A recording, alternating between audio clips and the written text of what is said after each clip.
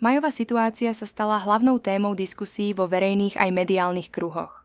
Jej akademická minulosť, ktorá bola kedysi považovaná za prestížnu, je teraz v centre pozornosti kvôli nedávnym odhaleniam.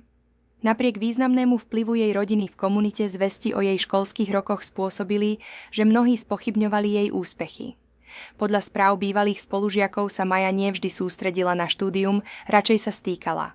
To viedlo k zlým akademickým výsledkom a niektorí dokonca naznačujú, že jej učitelia sa s ňou mohli špeciálne zaobchádzať kvôli jej otcovi Radomirovi Takimu Marinkovičovi, mocnej osobnosti v tejto oblasti. Tieto tvrdenia vyvolali obavy z legitimity jej kvalifikácie a z toho, či boli jej úspechy skutočne dosiahnuté, alebo jednoducho výsledkom vplyvu jej rodiny. Polemika okolo Maji sa prehlbila, keď vyšlo najavo, že navštevovala kadernícku školu, kde si musela zopakovať prvý ročník a skončila v rovnakej triede ako rovesníčka, ktorá si spomenula na jej nezáujem o akademickú stránku školy. Toto zverejnenie ďalej podporilo skepsu v súvislosti s jej kvalifikáciou a autentickosťou jej úspechov. Dráma sa však stupňovala, keď nedávny vírusový incident s Majiným blízkym priateľom Anneli ešte viac upriamil pozornosť na situáciu. V búrlivej výmene, ktorá bola zachytená na páske, Anneli kritizovala Majinho otca za jeho extravagantné výdavkové návyky. Poukázala na to, že namiesto toho, aby sa Majin otec oddával honosným darom, mal múdrejšie míňať peniaze na svoju rodinu. Komentár: Prečo ste si nekúpili kotol, ktorý stojí iba 100 mariek? Zapálil búrku online. Mnohí to vnímali ako priamy útok na priority a možnosti výdavkov Majinho otca. Ako sa príbeh naďalej šíri, verejnosť zostáva rozdelená. Na jednej strane niektorí ľudia majú bránia a tvrdia, že bohatstvo a vplyv jej rodiny by nemali zatieniť jej osobné boje a úsilie. Na druhej strane, mnohí kritici považujú zjavné nerešpektovanie tvrdej práce a integrity rodiny za problematické a čoraz viac spochybňujú pravosť privilégií, ktoré Maja požívala počas celého svojho života. Médiá aj sociálne siete sú zaplavené komentármi a špekuláciami.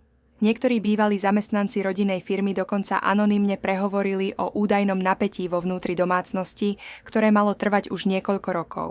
Podľa ich slov sa Maja často cítila pod obrovským tlakom verejnosti aj vlastnej rodiny, čo mohlo viesť k sérii kontroverzných rozhodnutí, ktoré dnes rezonujú celou krajinou. Situáciu ešte viac vyostrilo nedávne vyhlásenie jedného z rodinných priateľov, ktorý naznačil, že za zatvorenými dverami existovali konflikty týkajúce sa dedičstva a kontroly nad rodinným majetkom. Hoci tieto tvrdenia zatiaľ neboli potvrdené, verejnosť ich okamžite začala intenzívne rozoberať. Maja sa k celej kauze vyjadrila prostredníctvom krátkeho príspevku na sociálnych sieťach, kde uviedla, že pravda má viac vrstiev, než si ľudia myslia, a požiadala verejnosť o rešpektovanie súkromia. Jej vyjadrenie však namiesto upokojenia situácie vyvolalo ďalšie otázky a množstvo špekulácií. Analytici upozorňujú, že celý prípad môže mať vážny dopad nielen na reputáciu rodiny, ale aj na ich obchodné aktivity a verejný obraz.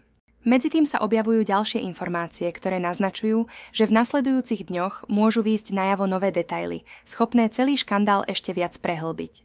Zdroje blízke vyšetrovaniu navyše tvrdia, že niekoľko interných dokumentov malo uniknúť do rúk novinárov, ktorí momentálne preverujú ich pravosť. Údajne obsahujú komunikáciu medzi členmi rodiny a obchodnými partnermi, ktorá by mohla odhaliť doteraz neznáme dohody a zákulisné rozhodnutia. Ak sa tieto informácie potvrdia, tlak verejnosti aj médií sa môže výrazne zvýšiť. Celá situácia zároveň rozdelila aj politickú scénu. Niektorí verejní predstavitelia vyzývajú na dôkladné preverenie všetkých okolností prípadu, zatiaľ čo iní upozorňujú na nebezpečenstvo mediálneho lynču bez jasných dôkazov. Na sociálnych sieťach pribúdajú tisíce príspevkov denne a hashtag spojený s kauzou sa stal jedným z najdiskutovanejších tém v krajine. Psychológovia medzi tým upozorňujú, že podobné verejné škandály môžu mať vážne následky na psychické zdravie všetkých zúčastnených. Podľa nich tlak verejnosti, neustále sledovanie médiami a masívna vlna kritiky často vedú k izolácii, úzkosti a strate dôvery.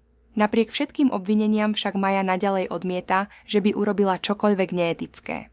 V blízkom okolí sa špekuluje, že pripravuje rozsiahly televízny rozhovor, v ktorom chce prvýkrát otvorene prehovoriť o svojom detstve, rodinných konfliktoch aj o udalostiach, ktoré údajne stoja za celým škandálom.